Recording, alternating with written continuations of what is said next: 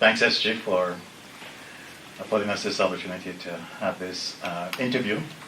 Now that the 195 or so countries have agreed to approve the historic Paris Agreement on climate change, SG, can we begin by you commenting on the significance of the international community reaching this landmark agreement and its importance to the Caribbean community? Thank you very much.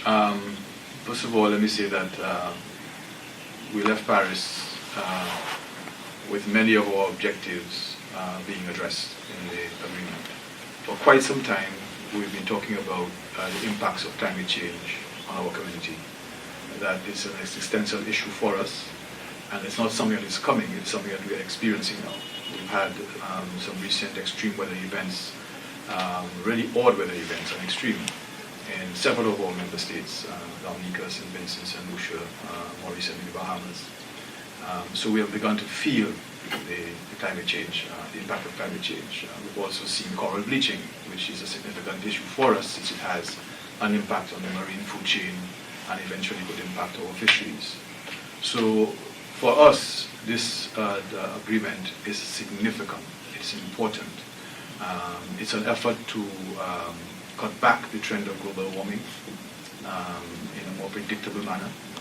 And in there contains a number of provisions that would allow us to, the international community to monitor on a more regular basis and to ratchet up ambition as one moves forward in terms of trying to achieve a long-term temperature goal of 1.5 degrees centigrade above the industrial levels. Okay. Yesterday, the CARICOM negotiators operated as a team at the COP21. We had the heads, we had the ministers, we had the technical negotiators. How effective would you say that approach was, and what was the region able to achieve from working in that manner? We saw our community operating at its best on the international front in Paris. The coordination was, all I could say was superb, and I want to say hats off to our negotiators, our technical negotiators, led by the way, by Minister Jimmy Fletcher, Minister of the Environment and Sustainable Development of St. Lucia, and of course the role played by all our ministers and our heads of government. I left there, or I was there, feeling very, very proud of the coordination. We were a single mind. We were one body with several parts working together in unison to achieve a set of goals that we had set. As you know, the heads of government set up this task force about 2 years ago in preparation for a series of international meetings, including the COP in Paris. And that's how long the region has been taking this matter into consideration at the decision-making level at the highest level. And that team, task force, was led by Minister Fletcher and included representatives of member states who themselves were negotiators. The team operated with a division of labor that saw individuals becoming experts in a particular aspect of the COP, of the climate change agreement, and working together to ensure every step of the way that our objectives were being achieved incrementally over the course of the past 2 years. They've met several times. It was not just a one-off meeting. In addition to the preparatory meetings that were held here in the region, several meetings were held in other places. I understand there were 5 such meetings in France this year alone. I believe it was in France. 5 such meetings alone in France. And over the course of the past 3 to 4 years, there were about 14 such negotiating sessions. And the region has always been present in a very big way. Our heads being present in Paris in the first week made a significant contribution in terms of setting the political objectives for us and giving sharper instructions and direction to our negotiators, and of course our ministers as the spokespersons, because the way the negotiations were set up in the second week, it's the ministers who actually began to engage. The first week was a combination of the heads and then the technical heads, and then the ministers began to engage. And I think all in all it worked out very, very well. And I'm very hopeful that in other international arenas, such as others that may be coming up, we will certainly continue to have that sort of unison and coordinated approach going forward. It has served us very, very well. We went to the COP after all that preparation with some very key aims, key objectives in mind. A number of areas that we thought it would have been very important for the region that there would be supportive text included in the final agreement.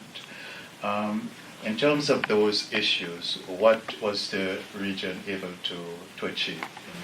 But I think everybody, I hope everybody will now know that our mantra had been 1.5 degrees to stay alive. I think that has been our mantra going along, because we recognize that anything above 1.5 degrees is going to be even more devastating for us. Already, the globe has crossed, or is just about at 1 degree centigrade above pre-industrial levels, and we're seeing, as I said earlier, the impacts of the climate change at that. If you go up, and as you increase the temperature, obviously the damage to our countries, to our ecosystems, to our livelihoods is going to be that much more significant. Going into Paris, we had an uphill battle against those who were, the ambition rested around 2 degrees. And first, that was just not acceptable. That was a red line for us. And we were seeking 1.5%, or 1.5 degrees or below 1.5 degrees. We came out in there with language which allows us to set the long-term goal of 1.5 degrees, with periods of taking stock of where we are in terms of members' own contribution to the mitigation, and every stock take period to ensure that we ratchet up the ambition to the point where we need to reach the 1.5. The current national determined contributions do not take us, they take us above 2 degrees, they take us to 2.7 degrees centigrade. And we have to move progressively during the course of this century, so that these NDCs, as they refer to, these nationally determined contributions, the ambition is ratcheted up so that to allow for the goal of 1.5 to be attained. And we have that in this document. We have a stock take every 5 years, a period of stock take every 5 years that will allow us to, in a very transparent manner, to determine what countries are doing towards that contribution of lowering greenhouse gas and lowering the global temperature rise. We have provisions in there for financing. There's a flooring of $100 billion that was decided upon going forward to assist in a balanced way, both mitigation and adaptation. And for us, adaptation is important. Other countries, developed countries, were talking about mitigation, meaning actions being taken to lower the temperature or to stem the increase in the temperature. For us, both are equally important. And adaptation is very, very important because we need to adapt. We have to take measures to adapt, and we need the financing for such adaptation. After all, we have contributed much less than 1% of global warming historically. And the developed countries, with the rampant use of the fossil fuels over the period in the development efforts, have been the ones who have caused, the developed countries have caused global warming by and large, historically. And they have a moral obligation, and we've been able to secure in the decision of the Paris Agreement that this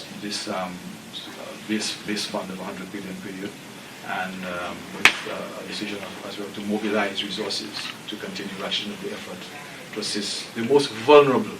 And that's another piece of language we got in the agreement, the most vulnerable, and it is fully recognized in the IPCC report, that's the scientific report on global warming, that the most vulnerable are the small island and low-lying coastal developing states, SIDS, of which all our CARICOM members are. And we got that recognition as well. So I think on all fronts we did fairly well by getting that recognition in there. And of course there's REDD+.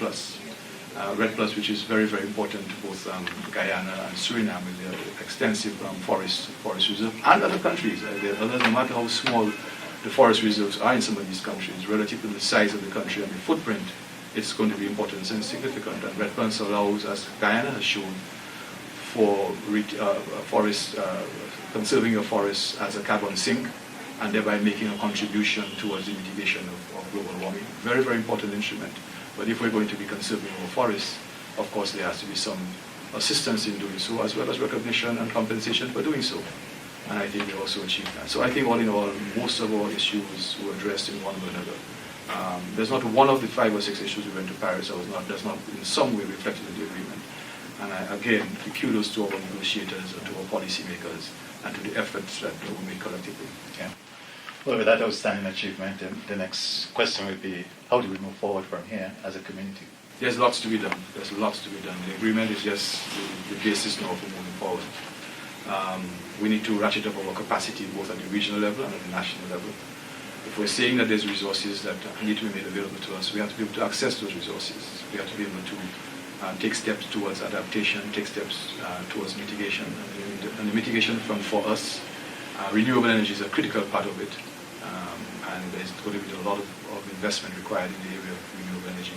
I mentioned RED+, which is another mitigation effort.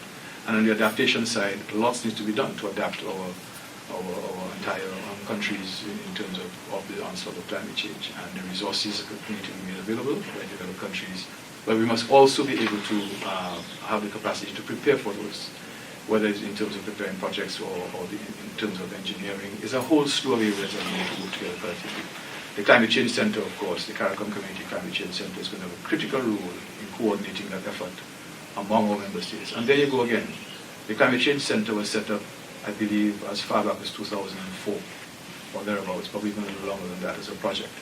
And that's how long we have been aware of the onslaught of climate change coming into our region. We had a project first, or two projects, and saw the necessity of converting these projects into a regional institution to build our capacity to help us to negotiate and to assist member states going forward. And it has served us well, and it will continue to serve us well as a very critical role to play going forward. I mentioned the renewable energy. We recently have put in place a renewable energy center that should be up and running in the new year, that also will be a hands-on technical assistance facility for member states to allow them to realize the tremendous potential we have in renewable energy, be it hydro, solar, wind, as the case may be. So I think there's a lot to be done in terms of coordinating our efforts, and we have to ratchet up our own capacity building and assistance to member states in that regard. Okay. Well, thank you very much, SG, for updating us on the outcome of the historic COP in Paris and on what we need to do going forward. Thank you very much for putting us this interview. Thank you. Thank you.